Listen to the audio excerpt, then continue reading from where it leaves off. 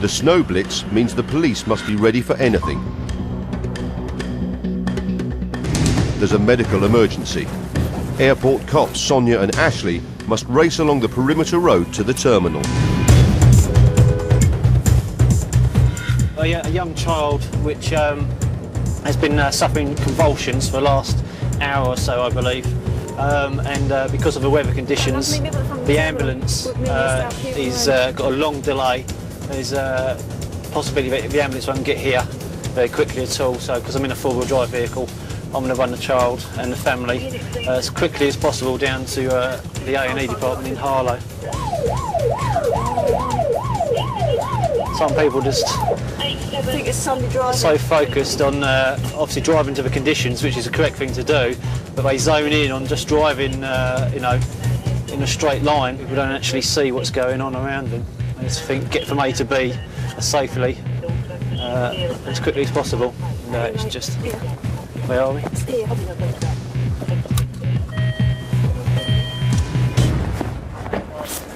where's the child?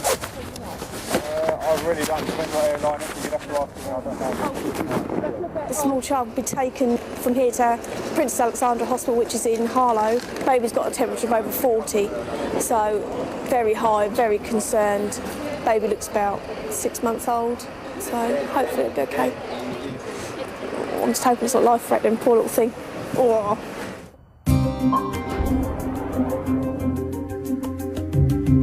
Extra flights are coming in thick and fast, and the weather's looking worrying. Looking at the precipitation radar, is it moving directly north or is it northeast? Okay, so we've got a bigger sort of swathe to go through rather than the sort of northeast direction where it's slightly lighter. Thanks very much. Bye.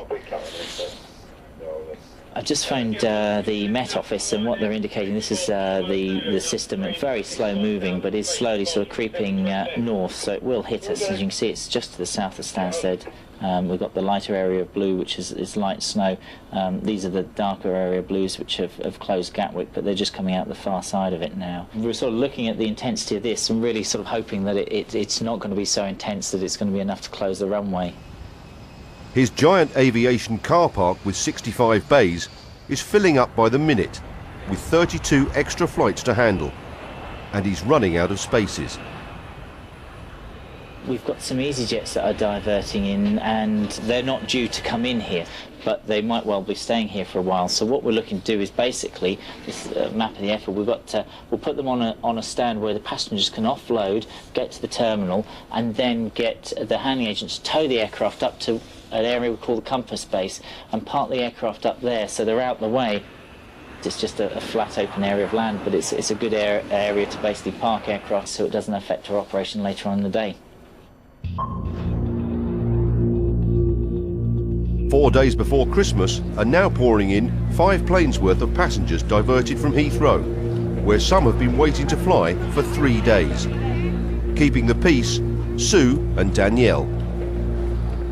We've got, I believe, 5 different flights, all trying to get onto one plane. We've got confirmed people that were on this flight. There's going to be possibly spare seats, so there's a lot of people on standby. We're expecting probably another 300 passengers to arrive.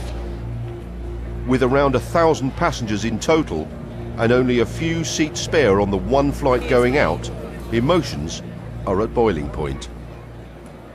Step away. You are not booked onto this flight. Please step away. Move back. You will not get any information from that desk. Please move away unless you are booking on to the 18th.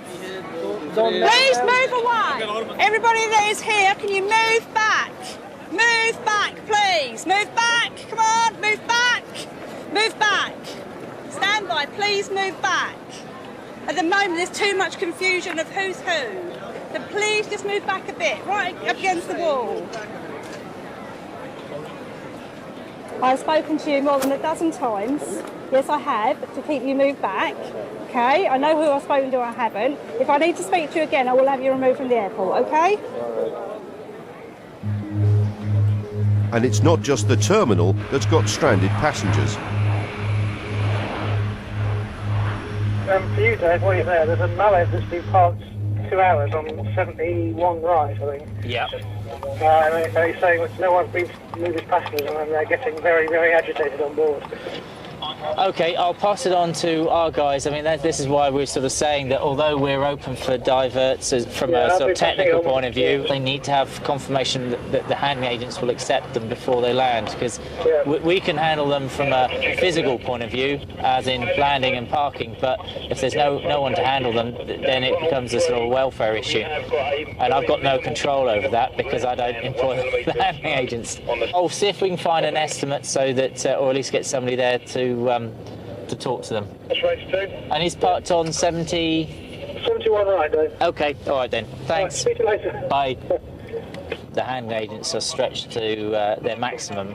There's an aircraft that's been on the ground now that's diverted in, that's got passengers on board for 2 hours now, and we're just trying to see if a handling agent can get over there to offload that flight. Everyone's working flat out to cope. In the terminal, a British Airport Authority official steps in to sort out the Pakistan flight chaos. I need to make an announcement. You need to listen and pay attention. At the moment, they are boarding people on the PK758 from the 18th of December that was going to Lahore. If you have a confirmed booking on that flight, you will be booked in first and you will be taken first. Once that is done, any space left will go to the PK786, 18th of December. You are on a priority standby. If you do not have a seat on either of those two flights, then the best thing you can do is go home, because you will not fly out of here tonight. I know you are disappointed, but that is the information I've been given by the rep, and that is it. People have been telling all this time that hold on, we've got backup seats, that they've had here for the past 3 hours. They've actually finally made a decision and told them, no, you're not flying today, go home. I think if it hadn't been the fact that the BAA manager came along, people would still be here at 10 o'clock tonight with the hope that they're going to get on that flight. We think we handled it quite well. No one had a go at us. And just another day at Stansted. Another day, yes. I'm going to go and have my dinner, have a quick rest break, and then I'll be back up to see the end of this flight. Glutton of punishment. Glutton for punishment. Not everyone's going to get to Pakistan tonight, but things are looking up. That's looking better. That's looking really good. So it's certainly getting lighter and lighter and breaking up. Looking at the weather pattern, they're sort of indicating that we might get a few more flurries through the night, but less than a centimetre.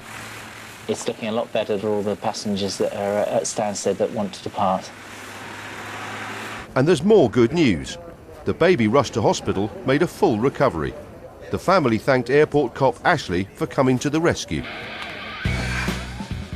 During December's Big